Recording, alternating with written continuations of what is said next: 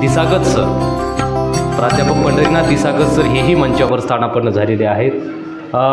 महाविद्यालयाचे शैक्षणिक पर्यवेक्षक आदरणीय डॉक्टर रवींद्र ठाकरे सर हेही मंचावर आहेत. सोबतच मराठी विभागामध्ये कार्यरत असणारे माझे ज्येष्ठ स्नेही मराठी भाषा साहित्याचे अभ्यासक आदरणीय डॉक्टर धनराज धनगर सर हेही मंचावर स्थानापन्न आहेत.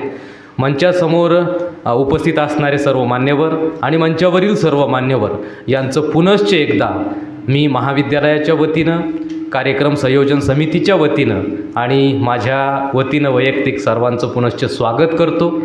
आपल्या महाविद्यालयाची परंपरा आहे, ज्यांनी शिक्षणाची गंगा येवल्यापर्यंत आणली, ज्यांनी गोरगरीब कष्टकरी वंचित उपेक्षित समूहातील मुलांसाठी मुलींसाठी शाळा काढल्या, वसतिगृहे काढली, असे संयुक्त महाराष्ट्र राज्य चळवळीचे महत्त्वाचे नेते, कुळ कायद्याचे जनक, महात्मा गांधी विद्यामंदिर शिक्षण संस्थेचे संस्थापक कर्मवीर भाऊसाहेब हिरे यांच्या प्रतिमेस पुष्प अर्पण करून आपण या कार्यक्रमाला सुरुवात करणार आहोत. मंचावरील सर्व मान्यवरांना मी विनंती करतो की आपण कर्मवीर भाऊसाहेब हिरे यांच्या प्रतिमेस पुष्प अर्पण करावे, अभिवादन करावं आणि या कार्यक्रमाला सुरुवात करावी. माझ्या मराठीची बोलू कौतुके, परी अमृतातेही पैजा जिंके, ऐसी अक्षरे रसिके मिळविनं, असं संत ज्ञानेश्वरांनी म्हटलेलं आहे. माझ्या मराठी मातीचा लावा ललाटास टिळा, हिच्या संगाने जागल्या दऱ्या खोऱ्यातील शिळा, असं कुसुमाग्रजांनी मराठी भाषेचं वर्णन केलेलं आहे, गौरव केलेला आहे. ही परंपरा, ही महान परंपरा या भाषेची आहे, आपल्या मराठीची आहे. या महान परंपरेला पुढं चालू ठेवण्यासाठी मराठी भाषा अर्थात आपल्या मातृभाषेचा, आपल्या मायबोलीचा सन्मान करण्यासाठी, संवर्धन करण्यासाठी मराठी भाषा संवर्धन पंधरवडा शासन स्तरावरून महाराष्ट्रभर आपण साजरा करत असतो. त्यानिमित्तानं आपल्या महाविद्यालयातही आज आपण या कार्यक्रमाचं आयोजन केलेलं आहे. मराठी कवी आपल्या भेटीला या सदरामध्ये आपल्याकडे आलेले सन्माननीय पाहुणे, सुप्रसिद्ध कवी माननीय शिवाजी भालेराव सर यांचं आपल्या महाविद्यालयाप्रती कायमच प्रेम राहिलेलं आहे, स्नेह राहिलेला आहे. सतत ते आपल्या विद्यार्थ्यांना मार्गदर्शन करण्यासाठी आपल्या हाकेला ओ देत या ठिकाणी येत असतात. आजही सर आले. सरांचे मी महाविद्यालयाच्या वतीनं धन्यवाद व्यक्त करून, कृतज्ञता व्यक्त करून महाविद्यालयाचे सन्माननीय प्राचार्य आदरणीय डॉक्टर भाऊसाहेब गमे सर यांना विनंती करतो की आदरणीय भालेराव सरांचं या ठिकाणी आपण यथोचित स्वागत करावं, यथोचित आदरातिथ्य करावं.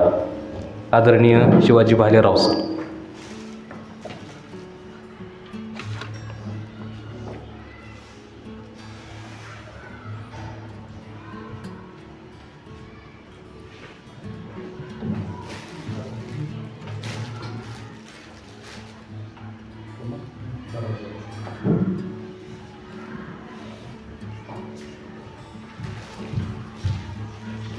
जोरदार टाळ्यांनी आपण सरांचं स्वागत करू.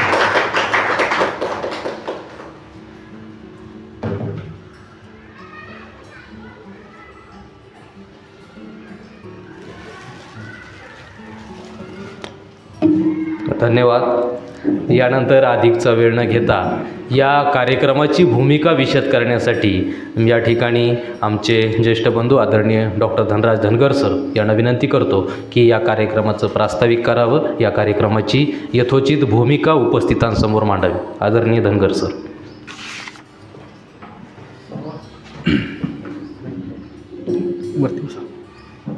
धन्यवाद सर. आजच्या कार्यक्रमाचे अध्यक्ष, आपल्या सगळ्यांचे मार्गदर्शक आदरणीय डॉक्टर भाऊसाहेब गमे सर, त्यानंतर आज प्रमुख उपस्थिती ज्यांची लाभलेली आहे ते आमचे स्नेही येवला तालुक्याचं भूषण, ग्रामीण कवितेतलं एक मोठं नाव आदरणीय कविवर्य शिवाजी भालेराव सर आपल्यामध्ये उपस्थित झालेले आहेत. मंचावर आमचे सन्मित्र उपप्राचार्य दिसागत सर आणि पर्यवेक्षक आमचे सन्मित्र ठाकरे सर, तसेच सुंदर असं सूत्रसंचालन नेहमी करणारे आमचे मित्र, आमचे लहान बंधू वावड सर, समोर बसलेले सर्व आमचे सहकारी बंधू भगिनी आणि विद्यार्थी मित्रमैत्रिणींनो. दरवर्षी 14 ते 28 जानेवारी या दरम्यान आपण मराठी भाषा संवर्धन पंधरवडा साजरा करत असतो. नुकतंच मराठी भाषेला अभिजात भाषेचा दर्जा देखील मिळालेला आहे. या गोष्टी आपण नेहमी ऐकत असतो. पण प्रत्यक्षात मराठी भाषेचं हे जे सौंदर्य आहे किंवा मराठी भाषेची कोणती गौरवशाली परंपरा राहिलेली आहे हे अनेकदा आपल्याला स्वतःला माहीत नसतं. आपण फक्त मराठी बोलतो म्हणून आपली ती मातृभाषा आहे म्हणून आपल्याला तिचा अभिमान वाटतो, पण तिचा अभिमान वाटावा असा गौरवशाली इतिहास आपल्या मराठी भाषेला आहे. मराठी भाषेला अभिजात भाषेचा दर्जा मिळाला म्हणजे नेमकं काय झालं, तर पूर्वीच्या काळी संस्कृत भाषा जी होती ती फक्त अभिजनांची भाषा आहे, सुशिक्षितांची भाषा आहे, वरिष्ठ वर्गाची भाषा आहे असं मानलं जात होतं. परंतु मराठीमध्ये देखील सुशिक्षित आणि ज्यांनी चांगलं काव्यनिर्मिती केली असे अनेक कवी फार प्राचीन काळापासून होऊन गेलेले आहेत. क्लासिकल असं काव्य त्यांनी निर्माण केलेलं आहे आणि म्हणून मराठी देखील अभिजनांचीच भाषा आहे. खरं म्हणजे भाषा आणि बोलींमध्ये सुशिक्षितांची आणि गावंढळांची अशी भेद करण्याचं काही कारण तसं नसतं, पण तरी देखील आज जे लोक बोली भाषेत बोलतात त्यांना आपण म्हणतो की तो अशुद्ध बोलतोय. तो अशुद्ध नसतो बोलत, तो त्याच्या मातृभाषेतून किंवा त्याची मातृबोली जी आहे त्या बोलीतून तो बोलत असतो. मराठीला अशा अनेक बोलींचं देखील वलय लाभलेलं आहे. फार प्राचीन काळापासून लोकसाहित्याची परंपरा आपल्याकडे आहे. या मराठी भाषेचा जो पहिला उल्लेख आहे तो शके 602चा ताम्रपट आहे. त्याच्यामध्ये पृथ्वी आणि 50 असे 2 शब्द सापडतात. शके 602. त्यानंतर उद्योतन सुरी हा त्याच कालखंडातील लेखक होता, उद्योतन सुरी नावाचा, आणि त्याने कुवलयमाला नावाचा ग्रंथ लिहिलेला आहे. आणि त्यामध्ये आपल्याला ती मराठी समजत नाही त्या काळातील, पण त्यामध्ये एक वाक्य आहे, दडमडह सामलंगे साहिरे अहिमान कलसिलेय तरण्ये उल्लविरे मरहट्टे. आता यातलं आपल्याला बाकीच्या गोष्टी फारशा काही कळत नाही काय लिहिलेलं आहे पण मरहट्टे शब्दावरून मराठ्यांबद्दल आणि मराठी बोलणाऱ्यांबद्दल काहीतरी लिहिलेलं आहे एवढं निश्चित समजतं. अभ्यासकांनी त्या वाक्याचा अर्थ लावण्याचा प्रयत्न केलेला आहे आणि त्यांच्या म्हणण्यानुसार मराठी हे अतिशय शूरवीर, लढणारे आणि काटक असे आहेत. अशा पद्धतीने त्या उद्योतन सुरीच्या साधारण शके 602च्या आसपासचाच तो ग्रंथ आहे, त्या ग्रंथातील त्या वर्णनाचा उल्लेख केलेला आहे. त्यानंतर श्रवणबेळगोळ नावाचं कर्नाटकातील ठिकाण आहे. मराठी भाषा केवढी प्रांत व्यापून आहे. खरं तर आपण अटकेपार झेंडे लावले आहेत मराठी लोकांनी. त्यामुळे मराठी भाषा खूप विस्तृत व्यापक. कदाचित आपण पानिपतचं युद्ध हरलो नसतो तर भारताची राष्ट्रभाषा आणि सगळ्या भारतभर मराठीच बोललं गेलं असतं, इतकं त्या युद्धाला महत्त्व होतं. पण ते आपण दुर्दैवाने हरलो.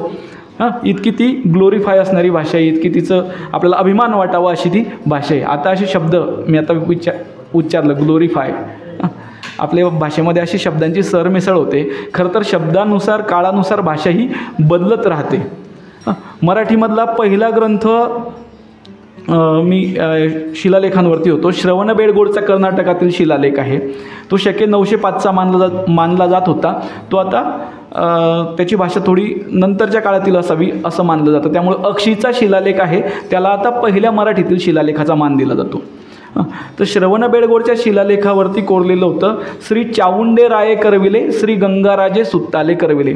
म्हणजे चामुंडाराज नावाचा जो राजा आहे त्याने देणगी दिली आणि गंगाराज नावाचा जो काय त्याचा बांधकाम व्यावसायिक आहे त्याने ते तो सुत्त म्हणजे त्याचं कंपाऊंड वॉल जी आहे ते बांधलं, असा त्याचा उल्लेख त्या काळात सापडतो.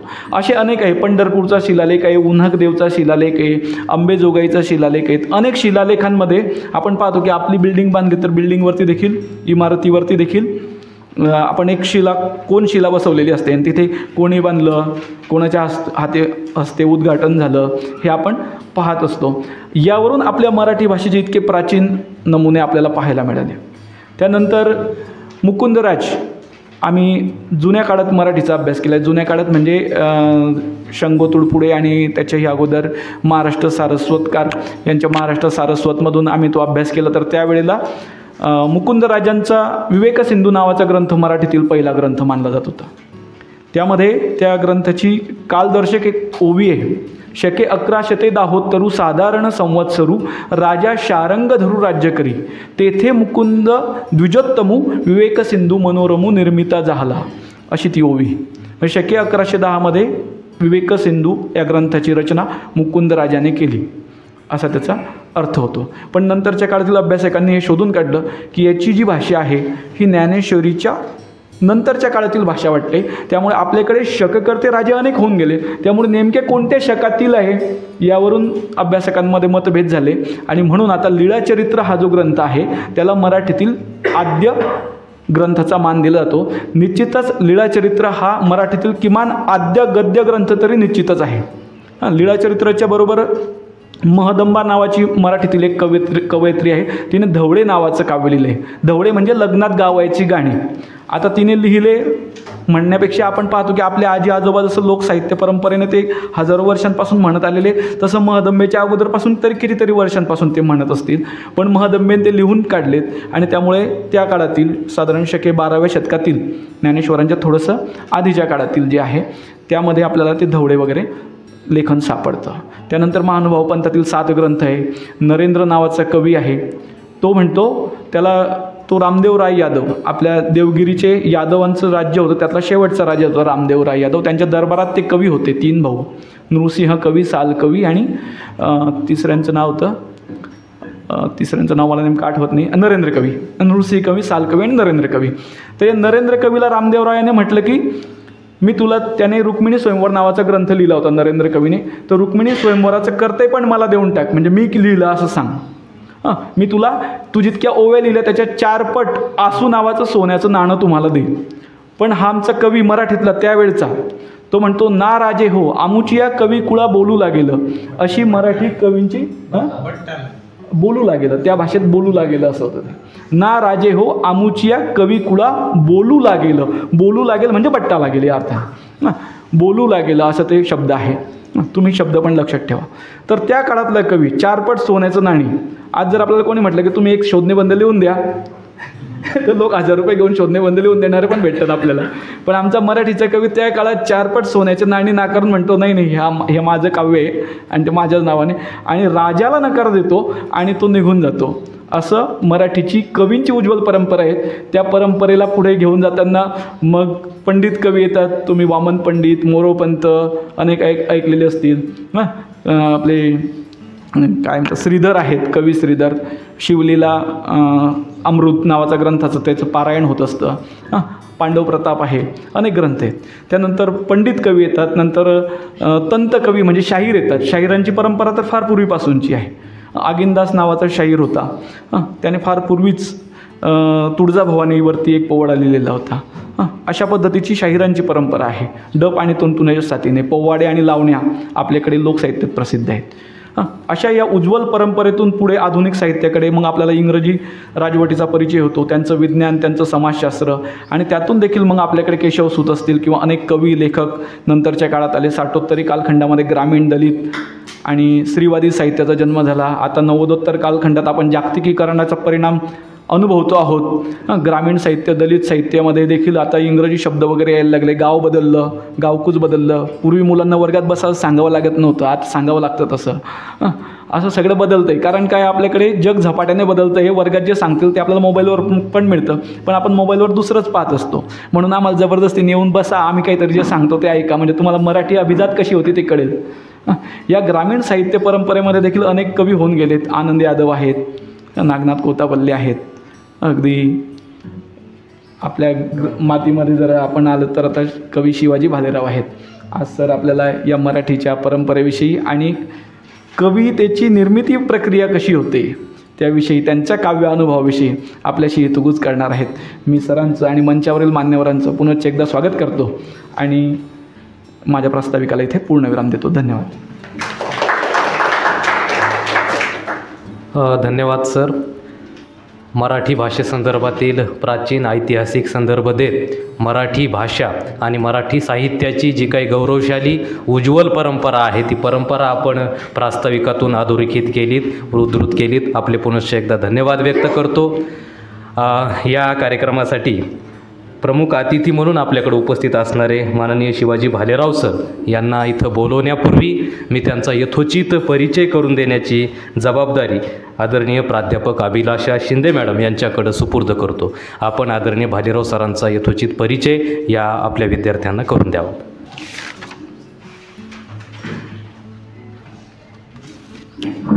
धन्यवाद सर.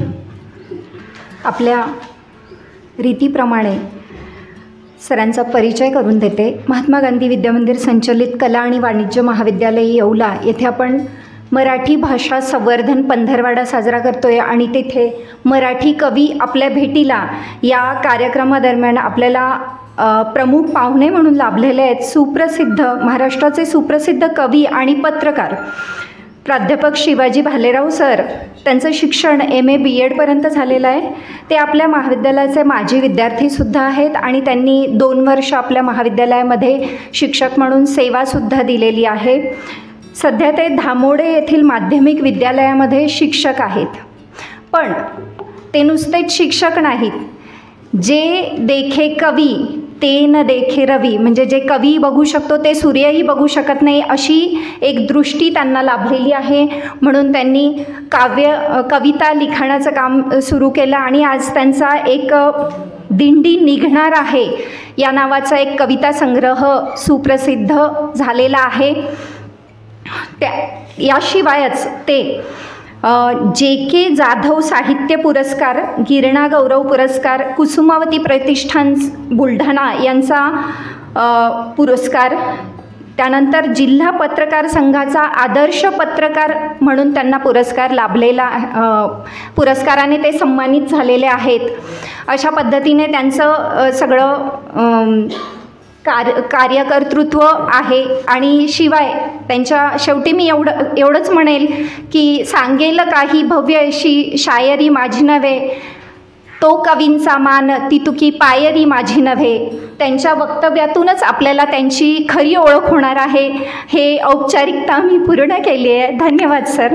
आणि पुन्हा एकदा सरांचं आपल्या महाविद्यालयामध्ये या कार्यक्रमामध्ये टाळ्यांच्या गजरात आपण स्वागत करूया.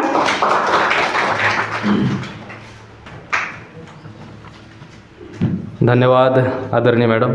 संबंध महाराष्ट्राला परिचित असणारे प्रसिद्ध कवी आदरणीय प्राध्यापक शिवाजी भालेराव सर यांना ऐकण्यासाठी माझ्यासहित तुम्ही उत्सुक आहात. त्यामुळं आपल्या सगळ्यांमध्ये अधिकचा वेळ न घेता मी आदरणीय भालेराव सरांना विनंती करतो की आपण आम्हा उपस्थितांशी यथोचित संवाद साधावा, मार्गदर्शन करावं. आदरणीय भालेराव सर. सन्माननीय विचारमंचावरती उपस्थित असलेले या कॉलेजचे प्राचार्य आदरणीय डॉक्टर भाऊसाहेब गमे सर, उपप्राचार्य प्राध्यापक पंढरीनाथ दिसागज सर, पर्यवेक्षक डॉक्टर रवींद्र ठाकरे सर, कार्यक्रमाचे संयोजक doctor Dhanraj Dhangar sir, doctor Swati Lavange, प्राध्यापक रामप्रसाद वाभळ सर आणि माझ्यासमोर उपस्थित असलेले सर्व सन्माननीय प्राध्यापक मित्र आणि विद्यार्थी मित्रांनो, कार्यक्रमाला तसा वेळ पुष्कळ होऊन गेलेला आहे आणि आपण मराठी भाषा संवर्धन पंधरवडा साजरा करण्यासाठी किंवा या उपक्रमाचा एक भाग म्हणून हा कार्यक्रमाचं आयोजन केलेलं आहे. आता जिथे भाषा नावाचा शब्द येतो, भाषा हृदयातलं दुसऱ्यापर्यंत पोहोचवण्याचं एक साधन म्हणजे भाषा. भाषाच नसती तर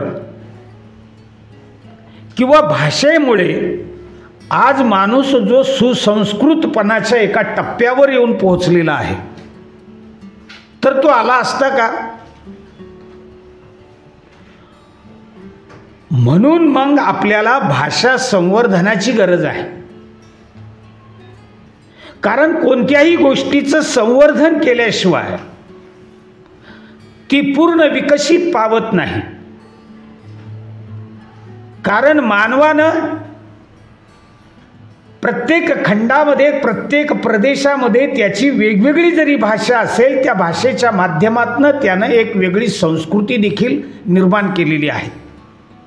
मग आपण अभिमानानं सांगतो किंवा प्रास्ताविकामध्ये सरांनी सांगितलं, माझी मराठीची बोलू कौतुके.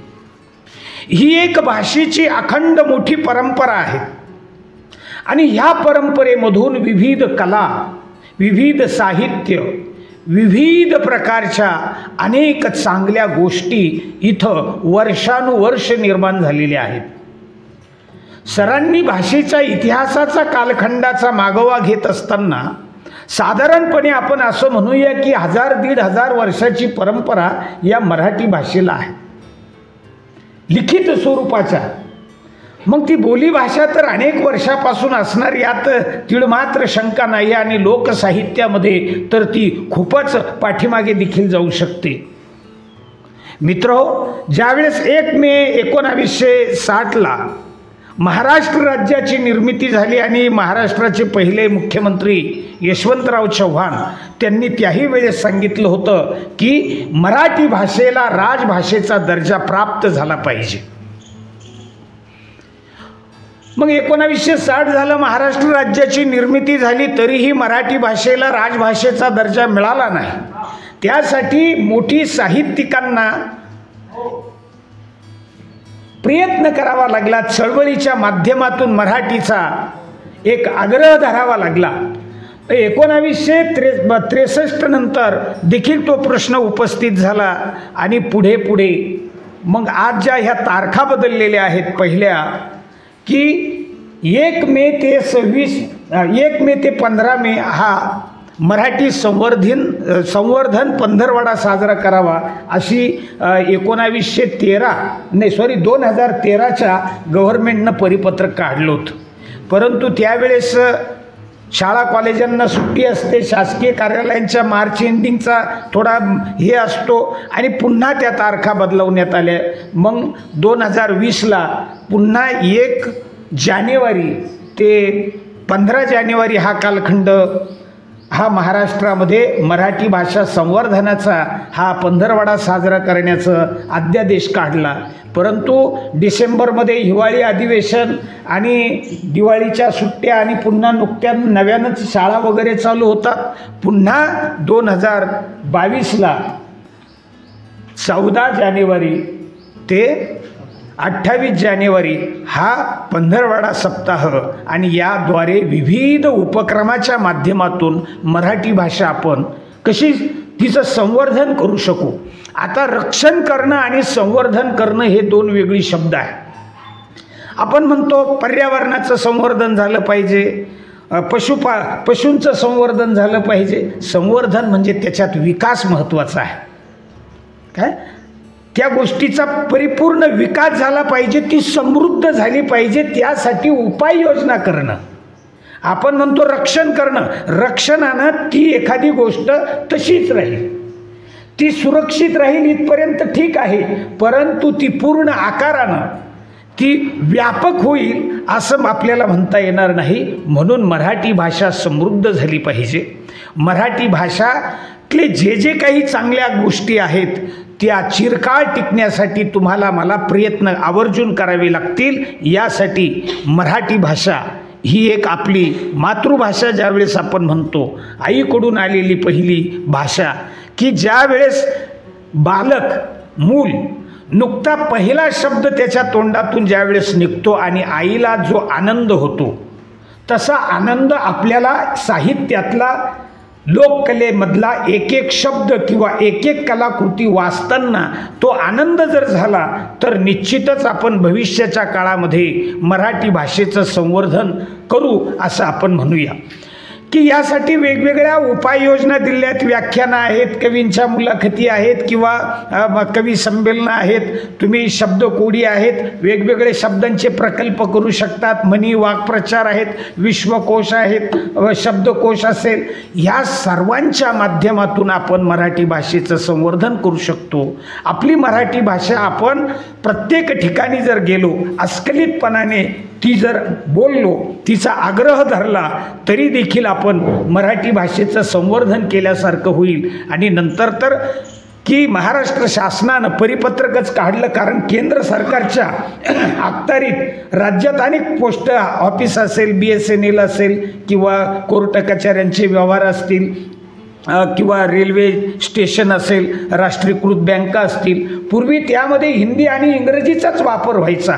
परंतु महाराष्ट्र गव्हर्नमेंटनं ज्यावेळेस परिपत्रक दिलं की तुम्हाला मराठी भाषा इथं वापरावी लागेल आणि तशा सूचना त्या कार्यालयाच्या बाहेर लावाव्या लागतील, आणि तेव्हापासून मराठी ही एक राजभाषा, एक प्रशासनाची भाषा, एक कायद्याची भाषा. आज कोर्टाचं देखील कामकाज जर महाराष्ट्रात बघितलं तर पूर्णतः मराठीमधून ते चालतंय.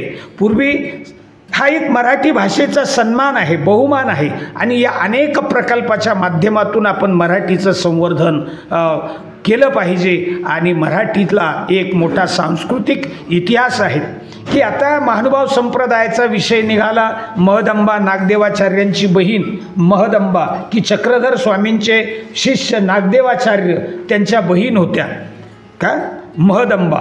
म्हणून महदंबेला त्या काळात स्त्रियांना दीक्षा देणारे किंवा स्त्रियांना आध्यात्मिक ज्ञान खुलं करणारी, ती अध्यात्माची कवाडं खुली करणारे चक्रधर स्वामी हे तर एक मोठे बंडखोर होते. आणि संत ज्ञानेश्वर असेल, ही संत परंपरा जी आहे ती या सर्वांनी मराठी भाषा समृद्ध करण्यासाठी आतोनात प्रयत्न केलेले आहेत. आणि एकदा फमू शिंदे अखिल भारतीय मराठी साहित्य संमेलनाचे अध्यक्ष असताना त्यांचं विधान मी वृत्तपत्रातून वाचलं, जोपर्यंत वारकरी आहे आणि जोपर्यंत महाराष्ट्रात गरिबी आहे तोपर्यंत मराठी टिकणार, असं. मलाही त्यावेळेस मी गोंधळून गेलो. आणि खरं आहे की 700-800 वर्षाची परंपरा वारकरी संप्रदायाची, की प्रत्येक खेड्यापाड्यामध्ये हे पारायणं होत आहेत, सत्संग होत आहेत, नामसंकीर्तनं होत आहेत, आणि यातून निरक्षर लोक जरी असतील तर त्यांच्या मुखद्गत ज्ञानेश्वरी असेल, तुकाराम महाराजांची गाथा असेल किंवा हरिपाठ असेल, असे असंख्य ग्रंथ त्यांच्या मुखोद्गत आहेत. आणि पारायण करणं म्हणजे काय, का जसं आपण म्हणतो पारायणच केलं पाहिजे, की त्याचा ध्यास धरला पाहिजे आणि ते पुन्हा पुन्हा पुन्हा पुन्हा वाचून वाचून वाचून त्याला आपण पारायण म्हणतो. ही जरी तो पारायण हा शब्द वारकरी संप्रदायाच्या अंतकरणातला वेगळा ध्वन्यार्थ दर्शवणारा असेल, पारायण एक श्रद्धेनं केलेलं वाचन असंही असेल, परंतु पारायण ज्यावेळेस आपण म्हणतो की वाचन केलं पाहिजे, की वारंवार केलं पाहिजे. आणि या वारकरी संप्रदायानं महाराष्ट्र नव्हे तर महाराष्ट्राच्या बाहेरपर्यंत ही मराठी भाषा समृद्ध ठेवण्याचं, टिकवण्याचं आणि ती वाढवण्याचं काम केलेलं आहे. कदाचित फमू शिंद्यांनी असं त्या अंगानं म्हटलेलं असेल, किंवा गरिबी आहे की ही गरिबी म्हणून तर जिल्हा परिषद प्राथमिक किंवा मराठी शाळा टिकून आहे. जर ते सर्वच श्रीमंत असते किंवा सर्व समाज व्यवस्था एका टप्प्यावर असती तर कदाचित ही मराठी माध्यमांच्या शाळा ज्या आहेत त्या फारशा काळ इथं टिकल्या असतील असं मला वाटत नाही. आणि हे तर जी आक्रमणं आहेत, समजा ब्रिटिश आले आपल्याकडे, वेगवेगळ्या इस्लाम राजवटी आल्या, अनेक मराठी भाषेमध्ये पाश्चिमात्य शब्द देखील आले, ते मराठीत रूढ झाले, कानडीतून आले, मराठीतले अन्य भाषेत गेले, तरीही एवढी राजकीय मोठी स्थित्यांतर घडून 700 वर्ष इस्लामांची सत्ता असताना, 150-200 वर्ष ब्रिटिशांची शासन व्यवस्था असताना देखील आज मराठी समृद्ध होताना दिसते आहेत. याच्या मागे या संत वाङ्मयाचा आणि त्याचा जागर करणारा जो वर्ग आहे आणि त्याचा मोठा प्रभाव आणि परिणाम आपल्याला दिसून येतो आहे. आणि बदलत्या स्वरूपामध्ये आता सोशल मीडिया आणि वेगळी एक भाषा तुमच्या समोर आहेत.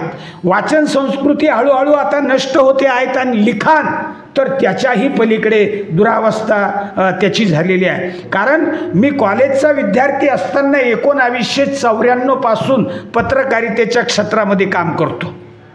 दैनिक लोकमत त्यावेळेस जळगाव आवृत्ती यायची, नाशिक आवृत्ती 1995ला चालू झाली. पूर्वी लिहायचे, पत्रकार देखील लिहायचे. आता रेडीमेड लिहिणं, कागदावरती लिहिणं, ते पोस्टाच्या टपालमध्ये टाकणं, 4 दिवस ती बातमी नाशिकला पोहोचायला लागायची आणि नंतर 8व्या 9व्या दिवशी किंवा 5व्या 6व्या दिवशी ती वर्तमानपत्रातून छापून यायची. एकदा तर मी मेळाव्यामध्ये असा गजब केला होता, मला आठवतं दत्ता बाळसराफ संपादक होते आणि दत्ताबाळ सराफांनी मी सहज म्हटलं मी बाजरी पेरण्याची बातमी दिली, ती सोंगणीच्या वेळेस लागली. एवढा कालखंड त्यामध्ये जायचा. पण आता हे सोशल मीडियामुळे जगभरात काय काय होतं आहे ते तुम्हाला कळतंय. पण त्यामध्ये आपल्या भाषेचं संवर्धन करण्यासाठी तुम्ही काय करता? कारण जेवढं एकदम फास्ट गतिमानानं तुमच्याकडे ज्ञान येतं आहेत, जगातल्या इतर माहिती तुमच्यापर्यंत पोचत आहेत, त्या पटीमध्ये तुम्ही मराठीचं रक्षण कसं करणार, तिचं संवर्धन कसं करणार, ते संवर्धन करण्यासाठी तुम्ही कोणते उपक्रम राबवतात याला देखील खूप महत्त्व आहे. आणि ते करताना आता अलीकडे ई-बुक वगैरे सर्व आहेत, विकिपीडिया या माध्यमातून तर आपल्याला मराठी भाषेच्या विषयी अनेक खजाना सापडतो आहेत. परंतु त्यामध्ये आपण भर टाकणं हे देखील आपलं एक आद्य कर्तव्य आहे. आणि जास्त या संवर्धनाच्या बाबत तर सर्व विचारविनिमय झालेला आहेत. यावरती न करता मी थोड्या माझ्या कवितेकडे वळतो आहेत. मित्रहो, या कॉलेजचा मी माजी विद्यार्थी, 96चा मी BA झालेलो. त्या काळातला शिक्षक वर्ग, उपक्रम आजही चालू आहे. त्यावेळच्या वेगवेगळ्या वादविवाद स्पर्धा असेल, एखादा विषय हा भाषेशी आणि चळवळीशी, सामाजिक प्रश्नांशी हा गुंतलेला विषय आहे. कारण आपोआप विद्यार्थी घडत नाही. कारण तो ज्या वेळेस वेगवेगळ्या उपक्रमाचा एक भाग होतो आणि त्यावेळेस त्यातून तो बोलका होतो, त्याला नवीन विचाराची दृष्टी येते, नवीन सामाजिक प्रश्नावर तो मांडणी करू शकतो. आणि ज्या वेळेस अशा उपक्रमातून, एखाद्या चळवळीतून तो विद्यार्थी समाज वेगवेगळ्या प्रश्नावर उभा राहतो, बोलतो, तर त्यावेळेस तो एक वेगळं समाजाचं चांगलं काम करू शकतो. आणि त्यातूनच ही जी समाजसेवक वेगवेगळी आज राजपदावर जाऊन बसलेली काही माणसं असतील, काही पत्रकारितेच्या क्षेत्रात नाव घेणारी माणसं असतील, किंवा साहित्यिक आणि पत्रकार म्हणून डॉक्टर उत्तम कांबळे सर, की त्यांनी प्रचंड त्यांचा लिखाणाची व्यापकता होती, मराठी साहित्यावरती मोठी कमांड होती. आणि एकदम दारिद्र्याचे चटके खाऊन आणि राजकीय नेत्यांना देखील चपराक बसेल आपल्या वर्तमानपत्राच्या स्तंभातून दिशा देईल इथपर्यंत त्यांनी या मराठी भाषेची सेवा केली आहे. आणि तेही एक अशाच सामान्य कुटुंबापासून तर एक विद्यार्थी चळवळीमध्ये अग्रगण्य असलेले आहेत. असाच मी या कॉलेजचा विद्यार्थी, परंतु साहित्याशी माझी नाळ आता हे उपजत असतं की आपल्याला त्या भाषेबद्दल आत्मीयता असायला हवी हे काही माहीत नाही. परंतु जेव्हा जेव्हा मी मराठी शाळेपासून बालकवींच्या कविता असेल, केशवसुतांच्या असेल, किंवा वेगवेगळ्या काय असेल, काही कवींची नावं आठवत नाही, परंतु त्या कविता मात्र आजही आठवतात. हे डाळिंबाचे दाणे वेड्या घात तुझा करती, कवटी तू कवठावरची फोडिली सयके काळी, ती चोच आज बोथडली, धनी टाकीतो त्या तुकड्यावर करतो हाजी हाजी. हे डाळिंबाचे, मला तर वाटतं बिहारी का असं काहीतरी ते होतं ते हे, किंवा हिरवे हिरवे गार गालीचे. पण त्यावेळेस विद्यार्थी असताना शिक्षक जे गाऊन शिकवायचे त्यावेळेस मला पडलेला पहिला प्रश्न असायचा की हा कवी कसा दिसत असेल, कवीचं गाव कसं असेल, कवीचं घर कसं असेल, कवी काय असतो. मग आकर्षण असायचं कवितेबद्दल, त्या गायकाबद्दल, गीतकाराबद्दल, कलावंताबद्दल एक आपोआप एक जवळीकता निर्माण झाली. आणि त्याच विद्यार्थी दशेमध्ये असं वाटलं की आपणही असे आपल्याला लिहिता येऊ शकेल का, आपण लिहू शकू का. आणि मग तो प्रवास चालू झाला. आणि पूर्वी वृत्तपत्रामध्ये वाचकाचा एक सदर असायचं, पत्रव्यवहार, त्याला असं एक वेगळं नाव होतं. गावकरीमध्ये वेगळं असायचं, देशदूतमध्ये वेगळं असायचं, महाराष्ट्र टाईममध्ये वेगळं असायचं. अशी काय वाचकांच्या मनात वाचक संवादाची वेगवेगळी सदरं असायची. मग त्यावेळेस आम्ही आंतरदेशी पत्र घ्यायचो. ते आंतरदेशी पत्रांवरती काय 30-35 पैशाला मिळायचं. आणि काय जो सामाजिक विचार येईल डोक्यामध्ये तो लिहायचा. 10-5 पत्र आम्ही पाठवून व्हायचो, परंतु आमचं नावही यायचं नाही आणि ते छापूनही यायचं नाही. पण तरी आम्ही काही निराश झालो नाही आणि आम्ही पाठवतच राहायचो. आणि पाठवल्यानंतर एकदा नावानिशी मी जे काही माझे सामाजिक विचार होते, प्रश्न होते ते छापून आले आणि त्यावेळेस खूप तो मोठा आनंद वाटायचा. आणि पुन्हा मग लिहिण्याची त्यातून प्रेरणा मिळाली. मग पुढे पत्रकारितेचेच त्यातून एक धडे मिळायला सुरुवात झाली. आणि मग कविता इथेच दिवंगत साहित्यिक प्राध्यापक गोतू पाटील सर, त्यांचा मी विद्यार्थी, आणि त्यांचं बायपास होण्याआधी त्यांनी 1 वर्ष व्हॅलेंटरी घेतली आणि तिथंच मी गमी सरांबरोबर इथं सिनियर कॉलेजला 2 वर्षही काम केलं. मी त्याच्या आधीपासून कविता लिहायचो, 11वी-12वीला SSGM कॉलेजला असल्यापासून.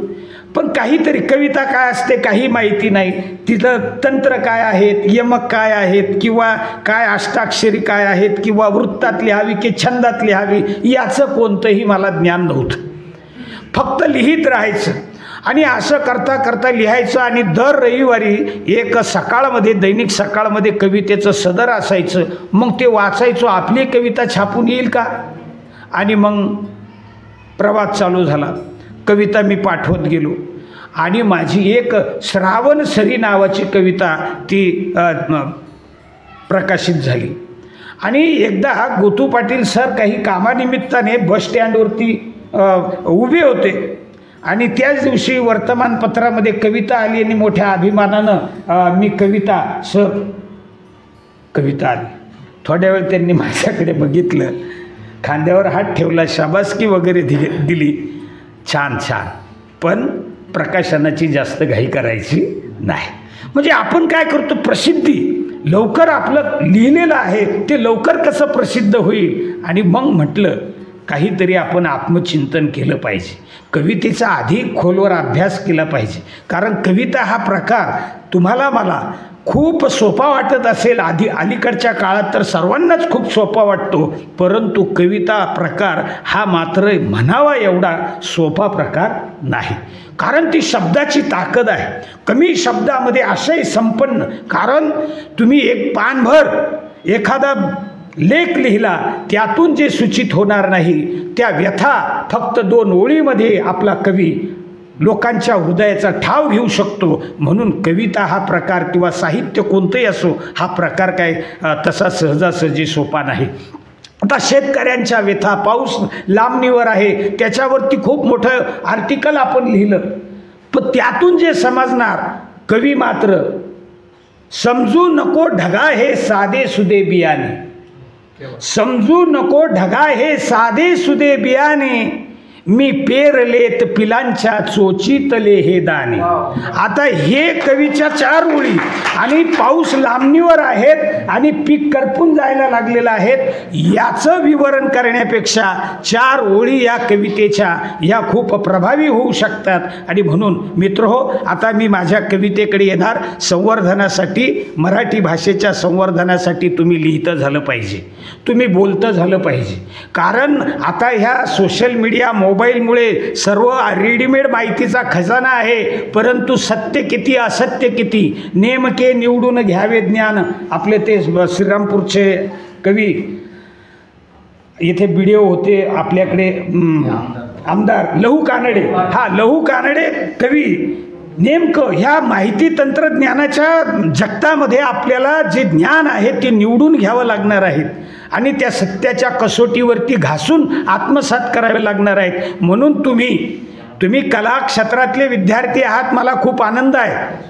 कारण सर, मी एक असं चिंतन करतो, आज ह्या सर्व ज्या शाखा आहेत, इतर व्यावसायिक शाखा म्हणूया आपण त्यांना, की मेडिकल डिपार्टमेंट असेल, वैद्यक क्षेत्र असेल, इंजिनिअरिंग असेल, काय वेगवेगळं, यांना ह्या समाजव्यवस्थेची फारशी माहिती नाही. इथल्या संस्कृतीची ताटातूट भविष्यात होईल, पण कला क्षेत्रातला जो विद्यार्थी आहे तो मात्र या संस्कृतीशी, या भाषेशी, या समाजव्यवस्थेशी जोडलेला राहील. आणि म्हणून कला ही जीवन जगण्याची एक पद्धती आहे. कारण आज ज्या कला लोप पावत आहेत, कारण एकेकाळी मग हे जागरण गोंधळ करणारे असेल, तमाशाच्या फडात काम करणारे असेल किंवा रायरंद असेल, हा जो काही सर्व मनोरंजन करणारा घटक होता, त्यानं खऱ्या अर्थानं मराठी भाषेचं संवर्धन केलेलं आहे. परंतु या भांडवली व्यवस्थेमुळे, या ग्लोबलायझेशनमुळे इथल्या मराठी भाषेवरती देखील आता आक्रमण होत आहेत. म्हणून आणि आपल्याला संवर्धन करण्याची किंवा तो पंधरवडा साजरा करण्याची एक गरज भासायला लागलेली आहे. आणि जे आपलं आहे, जे आपला उत्कृष्ट असा ठेवा आहे, तो जतन करणं, तो विकसित करणं, तो समृद्ध करणं हे आपलं आद्य कर्तव्यच आहे. मित्रहो, तर मी निवडक अशा 2-4 कविता माझ्या तुमच्या पुढे सादर करणार आहेत. मी कवितेची थोडी पूर्वपीठिका सांगणार आहेत की मी शेतकरी आंदोलनातला एक विद्यार्थी दशेपासूनचा कार्यकर्ता शरद जोशी यांच्या शेतकरी आंदोलनामध्ये जवळजवळ 10-12 वर्ष मी सक्रिय काम केलं. आणि ही कविता मी 96-97ला लिहिलेली आहेत. आता दिंडी निघणार आहे. आपल्याला वारकरी संप्रदायाच्या दिंड्या पुष्कळशा माहिती आहेत. निवृत्तीनाथांच्या दर्शनाला त्र्यंबकेश्वरला दिंडी जाते, तर आता प्रयागराजला देश आणि विदेशातून लक्षावधी भाविक तिथे येत आहेत स्नानासाठी. हा श्रद्धेचा भाग आहे. पण ही पंढरपूरला दिंडीची परंपरा आणि ही दिंडी आणि या वारकरी संप्रदायामध्ये सर्वस्वी मराठवाडा आणि सर्व दुष्काळी भागातून या दिंड्या जातात. या दिंड्या पांडुरंगाच्या दर्शनाला जातात. आपलं दैन्य दुःख नष्ट व्हावं, आपली शेतीबाडी पिकावी, काही सुख समृद्धी प्राप्त व्हावी, यासाठी काहीतरी देवाकडे मागणं होतंच. तुम्ही म्हणाल, कारण वारकरी संप्रदायामध्ये देखील 2 भक्त्या मान्य केलेल्या आहे, एक सकाम भक्ती आणि एक निष्काम भक्ती. सकाम हेतू ठेवून केलेली भक्ती आणि निष्काम भक्ती या परंपरा आहेत. परंतु या वारकरी संप्रदायामध्ये किंवा ह्या दिंड्यांचं आजही निरीक्षण करा. दुष्काळी भागातला जास्त दिंड्या तुम्हाला त्या जाताना दिसतील. तुम्हाला निफाड तालुक्यातून जाणाऱ्या दिंड्या मला दाखवा आणि मराठवाडा आणि दुष्काळी भागातल्या दिंड्या मोठ्या प्रमाणात जातील. आणि मग हे शेतकऱ्यांचे प्रश्न दैववादाने सुटणार आहेत का?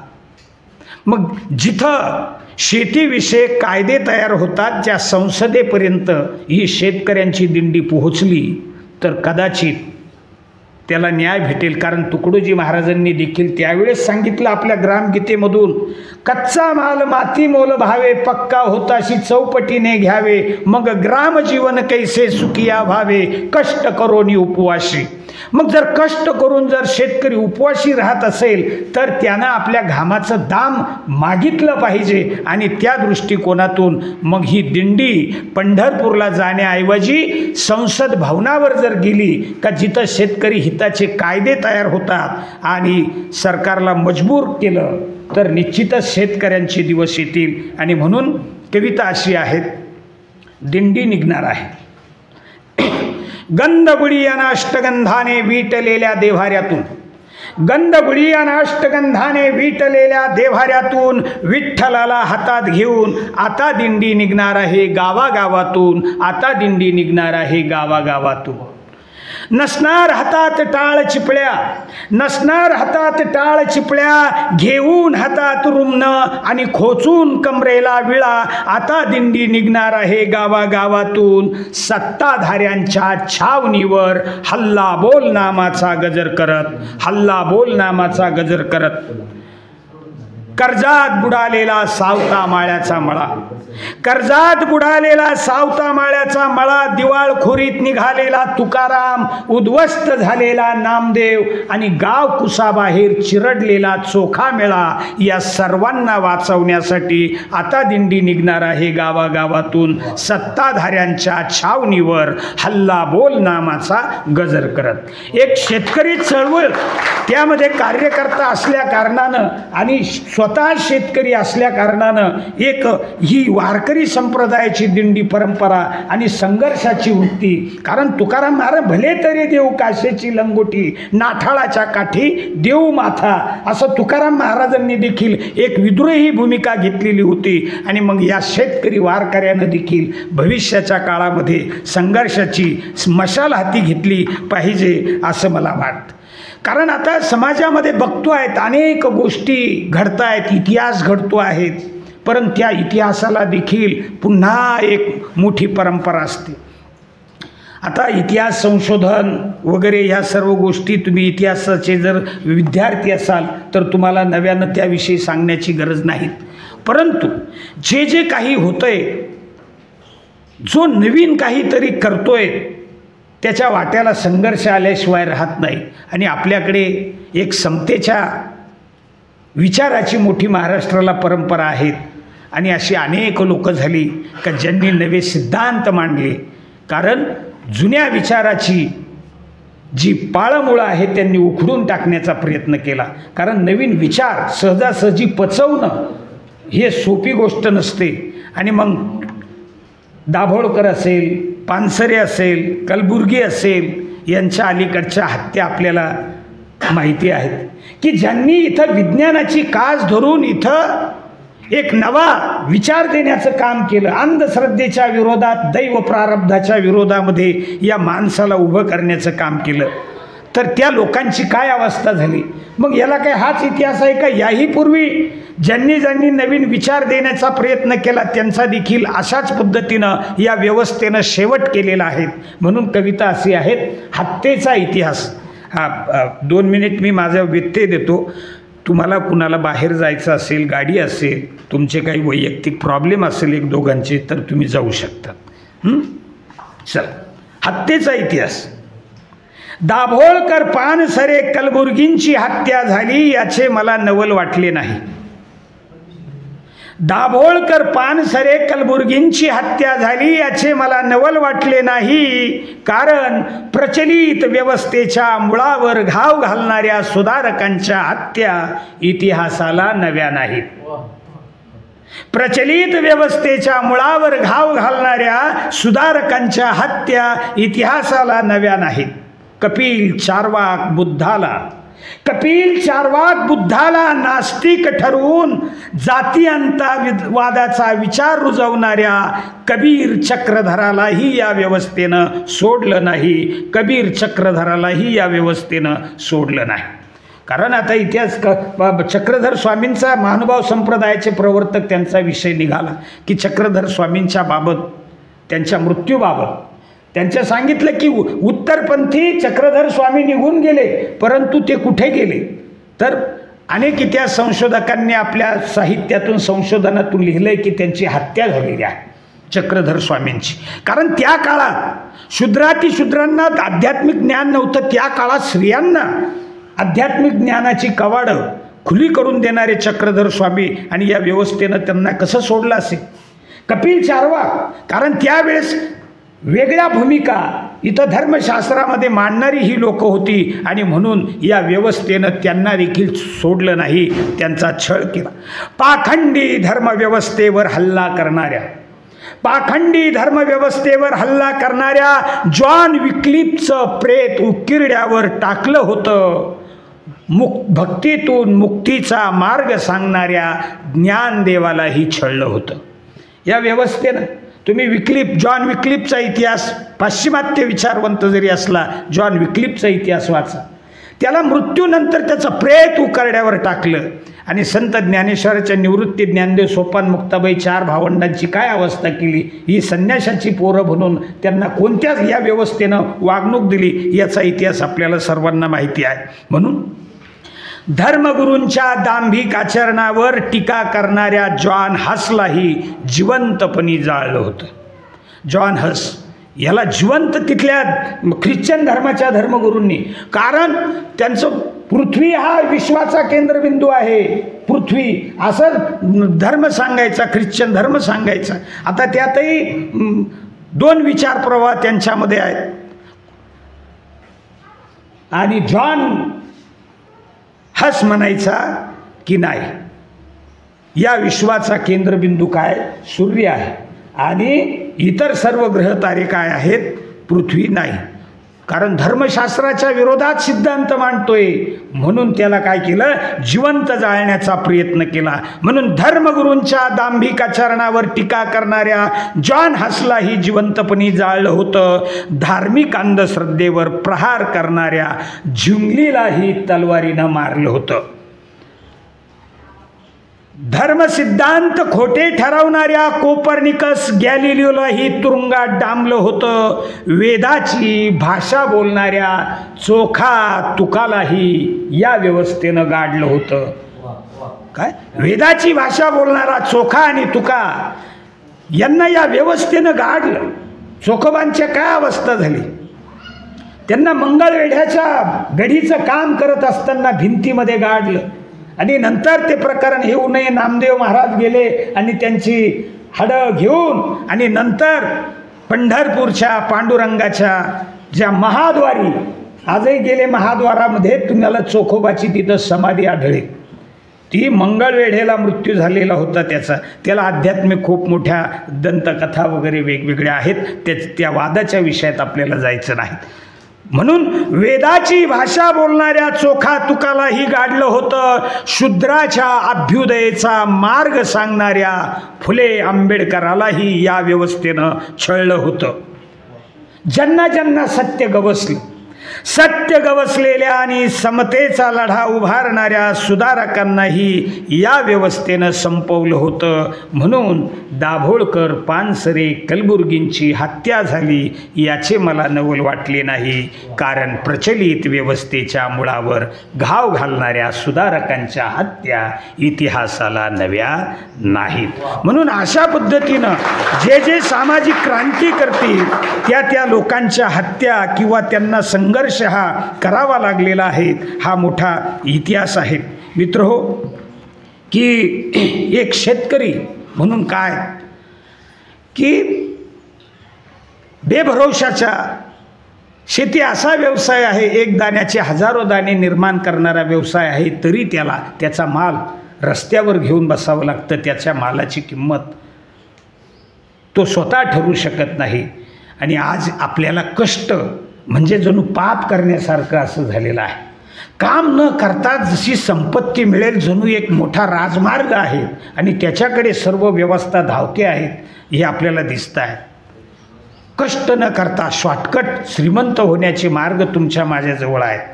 परंतु मित्रहो, आपल्या बापाचं जे योगदान आहे, जसं भाषा संवर्धनाचा संकल्प तुम्ही धरला तसा आपला बाप ही शेती संवर्धन करतो आहे.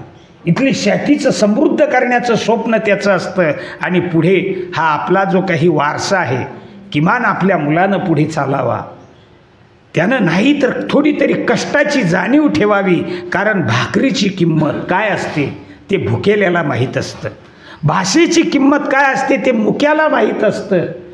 म्हणून मित्रहो, बापाचे कष्ट जे आहे, कसं बाप स्वतःला जसा झोकून देतो सर्व कामामध्ये, ते कदाचित आपण नजरेआड भविष्यात करता कामा नाही. कविता अशी आहे,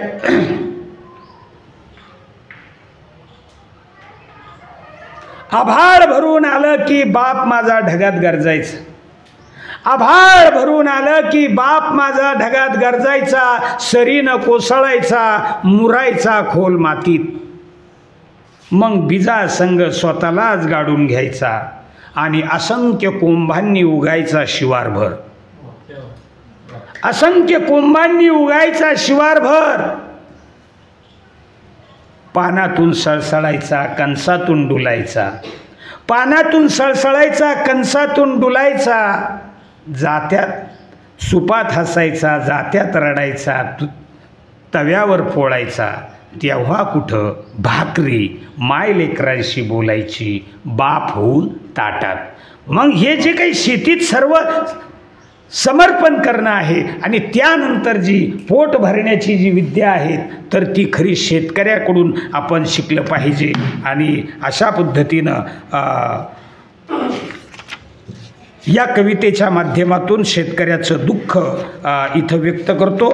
सर, वेळ झाला असेल तर सांगा बरं. काव्य निर्मितीच्या आधारे एक सांग, कशी कविता कुठला प्रश्न? तर काव्य निर्मिती मित्रो, मी शेतकरी कुटुंब, शेवटची कविता फक्त 2 मिनिटाची. मलाही कल्पना आहे, कारण मीही तुमच्या म्हणजे 25-30 वर्षापूर्वी असाच बस जर हुकली तर काय व्हायचं, कारण सकाळी डबा नसायचा.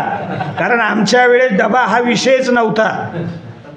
काय जे असेल चहाबरोबर शिळी भाकरी वगैरे खाऊन यायची, स्वतःच चूल पेटवायची, स्वतःच आंघोळ करायची, कपडे वगैरे स्वतःच, आणि गाडी पकडायची. आणि इथून जर गाडी हुकली तर काय मग 3 वाजेपर्यंत 4 वाजेपर्यंत आम्ही उपासमार करायचो. कारण पॉकेट मनी ही व्यवस्था त्या काळात आमच्या बापानं आम्हाला शिकवलीच नाही. काय पॉकेट मनी हा विषयच नसायचा. आज जर स्वतःहून कधी आठवडे बाजारात भाजीपाला विकायला गेलो तर त्यातून 10-5 रुपयाचं फाळकं मिळालं तर 2 रुपयाचा चहा प्यायचा, याच्या पलीकडे काय माहीत.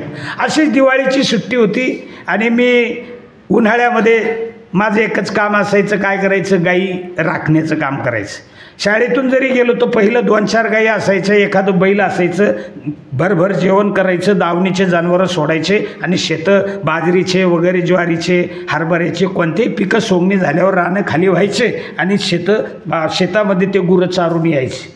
दिवाळीची सुट्टी होती. माझ्याबरोबर एक जखड 60-1 वर्षाची म्हातारी होती आणि तिच्या 1-2 बकऱ्या होत्या, 1-2 गाय होती. आता दुपारी 1-2चा टाईम झाडाखाली त्या बकऱ्या थांबायच्या, गाई थांबायच्या. त्या पिरियडमध्ये मग भाकरी जी फडक्यात बांधून नेलेली असायची चटणी भाकरी, ती खाण्यासाठी आम्ही एक विहीर बघून पाण्याची व्यवस्था होईल अशा ठिकाणी थांबायचो. तर सहज मी प्रश्न केला त्या आईला, आई तुझी लेक नाही आली दिवाळीला? आता दिवाळी म्हटलं, लेकीचं नातं म्हटलं, माहेर म्हटलं की सर्वच तो एक जिव्हाळ्याचा प्रश्न असतो. आणि त्या म्हातारीनं लगेच डोळ्याला पदर लावला, तिला अश्रू आले. मग तिनं जे सांगितलं का नाही आली, मग एक कल्पनेनं कविता माझी जन्माला आली. भाबडी सासूरवासीन, भाबडी सासूरवासीन बघते माहेराची वाट, भाबडी सासूरवासीन बघते माहेराची वाट, भाऊ नाही आला माझा या दिवाळी सणास, गेला दिस टाळून निजली वाट काळो खात, चालला उद्धार सासरी माहेराच्या गरिबीचा, हुंदके देऊन डोळे पुशी येते मायेची आठवण, का नाही आला भाऊ माझा या दिवाळी सणास, एक पोटी एक ओटी, एक पोटी एक पाठी, अनवानी पायांनी धरली माहेराची वाट, भाऊ बीजेच्या दिवशी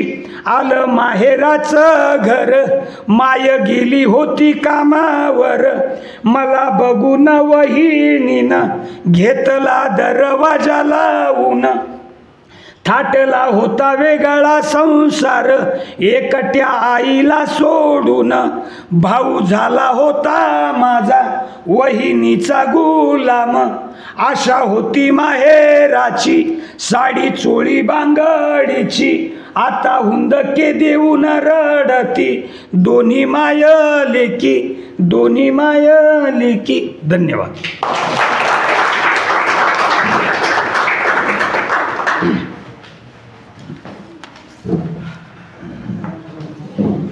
धन्यवाद सर.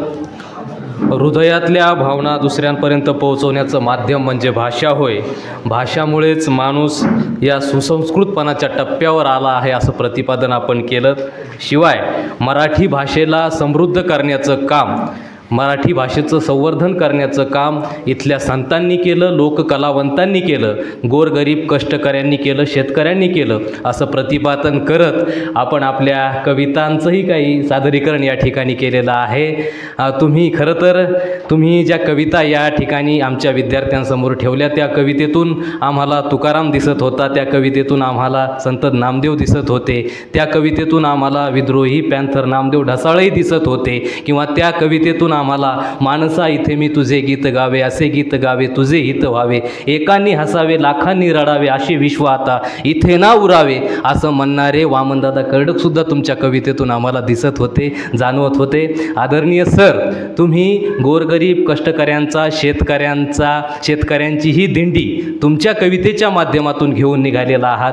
ही दिंडी आणखी पुढं जावो, ही दिंडी आणखी वृद्धिंगत हो, ही दिंडी आणखी विस्तारित हो अशा सदिच्छा शुभेच्छाही मी तुम्हाला या निमित्तानं देतो आणि महाविद्यालयाच्या वतीनं सन्माननीय प्राचार्य साहेबांच्या वतीनं तुमच्याप्रती खूप खूप कृतज्ञता व्यक्त करतो. अधिक वेळ न घेता अध्यक्षीय समारोप करण्याची विनंती मी महाविद्यालयाचे सन्माननीय प्राचार्य आणि आपल्या आजच्या कार्यक्रमाचे सन्माननीय अध्यक्ष आदरणीय डॉक्टर भाऊसाहेब गमे सर यांना करतो. आपण अध्यक्षीय समारोप करावा. धन्यवाद सर. आज आपल्या महाविद्यालयामध्ये मराठी भाषा पंधरवडा आपण साजरा करतो आहोत. हा भाषिक संवर्धन करण्यासाठी हा पंधरवडा आहे. यामध्ये आपण अनेक लेखकांना बोलवणार आहोत. त्यापैकी पहिले जे लेखक आहेत ते माझे सन्मित्र, या महाविद्यालयाचे माझे विद्यार्थी, आपल्याच महाविद्यालयाचे माजी प्राध्यापक आणि आपल्या संस्थेवरती महाविद्यालयावरती अतोनात प्रेम करणारे प्राध्यापक शिवाजी भालेराव सर हे उपस्थित झाले.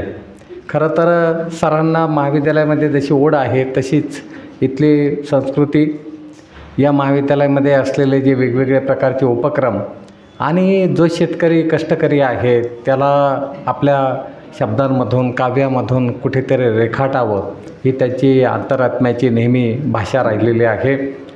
खरं तर तुम्हाला सांगतो, जेव्हा हा कविता संग्रह प्रसिद्ध झाला त्या अगोदर सरांनी मला हा कविता संग्रह दाखवला आणि सरांनी विचारलं मला हा कविता संग्रह छापायचा आहे. बघा की त्यांच्या कविता वाचल्यानंतर मी म्हणालो की सर हे जे धन आहे हे खूप दिवस आता लपून राहिलेलं आहे, हे लवकर बाहेर काढा, समाजापर्यंत ह्या कविता जाऊ द्या. आणि आज अतिशय वेगवेगळ्या प्रकारचे पुरस्कार प्राप्त अशा प्रकारचे कवी या निमित्ताने संपूर्ण महाराष्ट्रापर्यंत पोहोचले. सरांनी जो प्रकाशनाचा समारंभ आहे या कविता संग्रहाच्या, दिंडी निघणार आहे, तो सुद्धा खूप नेटकेपणाने केला होता. आता बघा की कवितेची निर्मिती याबाबतही चर्चा झाली, साहित्य निर्मितीबाबत चर्चा झाली, त्याचबरोबर मराठी भाषेविषयी चर्चा झाली. कारण आपण भाषेचं संवर्धन करतो आहोत आणि मग हे संवर्धन करण्यासाठी या भाषेमध्ये जे लेखन झालेलं आहे, जे विचार मांडलेले आहे, जी समीक्षा झालेली आहे, जे वेगवेगळ्या साहित्य प्रकारांमध्ये लेखन झालेलं आहे, हे सगळं लेखन विद्यार्थ्यांनी वाचलं पाहिजे, त्याचं अवलोकन केलं पाहिजे. आणि मग भाषेचे संवर्धन करण्याची जबाबदारी कोणाची आहे? आपल्या सगळ्यांची आहे. म्हणजे मी जेव्हा एखाद्या बोलीभाषेतला मला शब्द कळणार नाही, मी तो समजून घेईल, तेव्हा मी समजेल की माझी मराठी भाषा अधिक संवर्धित झाली. मला एखाद्या कोकणी भाषेतला शब्द कळाला नाही, मी समजून घेतले. खानदेशी भाषेतला एखादा शब्द कळाला नाही, मी तो समजून घेतला. वऱ्हाडी भाषेतला एखादा शब्द कळाला नाही, मी तो समजून घेतला. शेवटी सर म्हणाले त्या पद्धतीने अनेक बोली भाषा जेवढ्या महत्त्वाच्या आहे की या भाषांमुळे आपल्याला प्रमाण भाषेला खूप मोठी चालना मिळते. त्यामुळे एक गोष्ट लक्षात घेतली पाहिजे की आपल्या भाषा ही आपल्या हृदयाचा एक हुंकार असतो.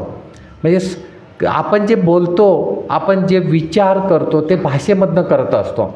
त्यामुळे भाषा हा आपला त्या अंतरात्म्याचा तो हुंकार असतो.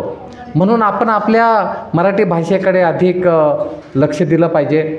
जे काही समाज व्यवहार असतात ते अतिशय प्रामाणिकपणे केले पाहिजे. भाषा हा आपल्या जगण्याचा एक अविभाज्य भाग असतो. समाजाचा तो एक आरसा असतो. कारण भाषेमधनं आपण जे काही मांडतो ते लोकांपर्यंत पोहोचत असतं. त्यामुळे या भाषिक संवर्धन पंधरवड्यामध्ये सरांनी येऊन जे विचार मांडले ते अतिशय महत्त्वाचे आहे. विशेषतः काव्याविषयी त्यांनी जे काही विचार मांडले ते तर आपल्याला खूप प्रेरणादायी आहे. म्हणजे सर ज्या पद्धतीने जगले, त्यांनी ज्या पद्धतीचं वास्तव पाहिलं, ज्या पद्धतीने त्यांना संघर्ष करावा लागला, ज्या पद्धतीने त्यांना माणसं दिसले, तो गावगाडा दिसला, तेथील माणसांचे कष्ट दिसले, तेथील माणसांच्या रीतीभाती दिसल्या, तेथील माणसांच्या जगण्यामधले जे ताणेबाणे ते त्यांनी लक्षात घेतले. आणि मग त्यांना कुठेतरी वाटलं की हे सगळं जे संचित आहे ते जर आपण शब्दांमधून मांडलं तर त्याची एक चांगली कविता निर्माण होऊ शकेल. आणि ही कविता ऐकण्याचा योग आज आपल्या सगळ्यांना आलेला आहे. म्हणून लक्षात घेतलं पाहिजे विद्यार्थ्यांनी विशेषतः की आपल्या मनामध्ये जे काही चालतं ते जर शब्दरूपाने बाहेर आलं तर ते आपण एका विशिष्ट साहित्य प्रकारामध्ये त्याला बंदिस्त करू शकतो आणि ते एक आपलं संचित असतं. म्हणजे बघा आता हे माध्यमं चाललेले आहे. आज मी या क्षणी काय बोललो हे जगापर्यंत जाऊन पोहोचणार आहे. सर काय जे बोलले ते अख्ख्या जगामध्ये जाऊन पोहोचणार आहे. त्यामुळे आपण आपला जो संवाद आहे, मी नेहमी म्हणतो, तो अतिशय चांगला असला पाहिजे. जसा की तुमच्या कुटुंबामध्ये तुमचा संवाद अधिक चांगला असला पाहिजे. लेखक शेवटी संवादच करतो ना आपल्याशी, फक्त लेखनाच्या द्वारे करतो, आहे की नाही. त्याच्या अंतरात्म्यामध्ये, त्याच्या मनामध्ये ज्या काही भावना रुंजी घालतात, त्या सगळ्या भावनांचा परिस्फोटन त्याच्या शब्दांमधून बाहेर पडतं. त्याला एक वेगळा आकार प्राप्त होतो आणि ते कधी काव्याच्या रूपाने, कधी नाटकाच्या रूपाने, कधी चरित्राच्या रूपाने, कधी आत्मचरित्राच्या रूपाने, कधी एखाद्या कथेच्या रूपाने, आहे की नाही, ते तुमच्यापर्यंत समीक्षेच्या रूपाने ते तुमच्यापर्यंत पोहोचत असतात. त्यामुळे या महाविद्यालयाला मोठी परंपरा राहिलेली आहे. सर जे घडले त्यात कैलासवासी गोतू पाटील सर असतील, कैलासवासी रणजित परदेशी सर असतील, यांनी या विद्यार्थ्यांवरती, त्या काळचे विद्यार्थी, त्याच्यावरती संस्कार घडवले आणि म्हणून आज ते तुमच्यापुढे येऊन तुम्हाला मार्गदर्शन करू शकलेले आहे. म्हणून माझी या कार्यक्रमाच्याबद्दल एकच भावना आहे की तुम्हाला तुमच्या अंतरात्म्यामध्ये लपलेले हे जे शब्द आहे, जे विचार आहे, ते बाहेर आले पाहिजे. ते कुठेतरी लेखणीतून बंदिस्त झाले पाहिजे आणि एकदा हे लेखणीतून बंदिस्त झाले की समाजापर्यंत ते आपोआप पोचणार आहे. त्यामुळे आपलं महाविद्यालय हे नेहमी साहित्य, कला, क्रीडा, संस्कृती याचं संवर्धन करण्यासाठी प्रयत्न करत असतं आणि आता तर आपण या पंधरवाड्यामध्ये आपण विशेष प्रयत्न करणार आहोत की आपली जी मराठी भाषा आहे तिचं संवर्धन लेखणीच्या रूपाने असेल, बोलण्याच्या रूपाने असेल किंवा वेगवेगळ्या माध्यमांतून असेल. आता बघा, छानपैकी आपण एक रांगोळी काढले, त्यातून सुद्धा आपण भाषेचं संवर्धन केलं. येणारा जाणारा बघेल तो म का काढलेला आहे, हा म मराठीचा आहे, त्याला कळेल. मग त्यालाही असं वाटेल. कुणीतरी चित्रामधून आपल्या भाषेचं संवर्धन करेल, कुणी शब्दांमधून भाषेचं संवर्धन करेल, कोणी अभिव्यक्तीतून, म्हणजे त्याला ज्या फॉर्म्समध्ये त्याला बोलायचं आहे त्यातून तो व्यक्त होईल. म्हणून महाविद्यालय हे तुम्हाला नेहमी अशा स्वरूपाचं व्यासपीठ उपलब्ध करून देत असतं किंवा तुम्हाला श्रोते म्हणून बोलावत असतं. त्यावेळेस तुम्ही या सगळ्या गोष्टीचा लाभ घेतला पाहिजे. शिवाजी भालेराव सर आणि मी 2003ला गोतू पाटील सर जेव्हा सेवानिवृत्त झाले तेव्हा 2 वर्ष त्यांनी मला अतिशय चांगली साथ दिलेली आहे. कारण त्यावेळेस ऐनवेळेस प्राध्यापक निवडीची प्रक्रिया ही जटिल प्रक्रिया असते, वेळखाऊ असते आणि अशा वेळेस संस्थेने सांगितलं की तुम्ही तुमच्या परिसरातल्या एखाद्या प्राध्यापकाचा शोध घ्या आणि त्यावेळेस मला माझ्या डोळ्यापुढे पहिलं नाव आलं ते शिवाजी भालेराव सरांचं. त्यांनी त्यावेळेसही आपल्याला 2 वर्ष अतिशय प्राध्यापक म्हणून चांगली सेवा दिली आणि जेव्हा आपण त्यांना महाविद्यालयामध्ये बोलवतो तेव्हा ते आवर्जून उपस्थित राहतात, तुम्हाला मार्गदर्शन करतात. त्यामुळे मी नक्की असं म्हणेल की देणारा देत असतो, पण आपण ते सगळं घेतलं पाहिजे आणि जेव्हा आपण हे घेतो तेव्हा देणाऱ्याचाही गुणसुद्धा आपण घेतला पाहिजे, आहे की नाही. म्हणजे कवितेच्या रूपाने असतं, भाषणाच्या रूपाने असतं, शब्दांच्या रूपाने असतं, संस्कृतीच्या रूपाने असतं. त्यामुळे आजचं व्याख्यान हे नक्कीच तुमच्यासाठी प्रेरणादायी आहे. आपण आयुष्यभर या माय मराठीची सेवा करावी अशा प्रकारची इच्छा व्यक्त करून मी इथे थांबतो. धन्यवाद. आज आपल्या संस्थेच्या अध्यक्षा म्हणजे महात्मा गांधी विद्या मंदिर आणि आदिवासी सेवा समिती या आपल्या संस्थेच्या अध्यक्षा महिलारत्न पुष्पाताई हिरे यांचा वाढदिवस आहे.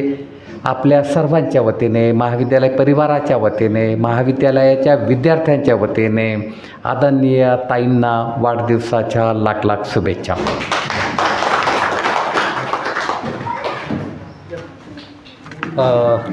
धन्यवाद सर.